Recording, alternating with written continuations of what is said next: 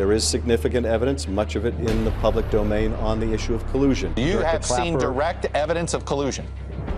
I don't want to go into specifics, but I will say that there is evidence that is not circumstantial.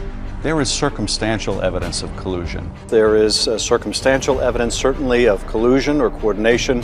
There's also abundant circumstantial evidence. All you have right now is a circumstantial case. Actually, no, Chuck. I can tell you that the case is more than that. And circumstantial evidence can be very powerful and is hard evidence. We're also looking at persistent allegations that the Russians have been laundering money through the Trump organization. I don't know that that's true. The president once said, the Saudis are spending tens of millions of dollars on my Trump towers and buying apartments from me. Why wouldn't I love the Saudis? Why wouldn't I love them? Okay, so they murder journalists, but please, they buy apartments from me. Members of that same campaign now in office said, hey, Russians, don't do anything about this. We'll take care of you because we were doing this together. Obviously, that could be part of a broad conspiracy. Do you believe the President of the United States is a Russian asset? He is acting like a person who is compromised. The biggest news from Robert Mueller so far is that there are no new indictments for that underlying any cooperation with conspiracy with the Russians to interfere in our elections. And so what happened on that call? The President communicates to his Ukrainian counterpart that the United States has done a lot for Ukraine. No other country has done as much as we have. But you know what? I don't see much reciprocity here. But there's not much reciprocity here. I hear what you want.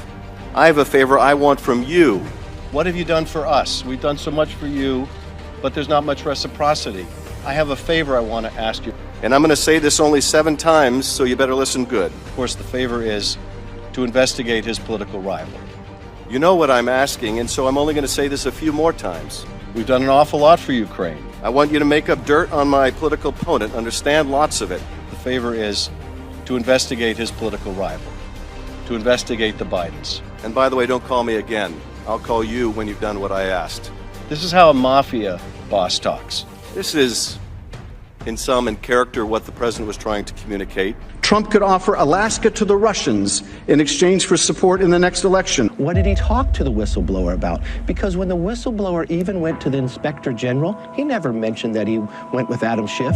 I've never met the whistleblower. I don't know who the whistleblower is, but you have to understand one thing about Kevin McCarthy. He has no independent judgment. Do you regret saying that we, the committee, weren't in touch with the whistleblower?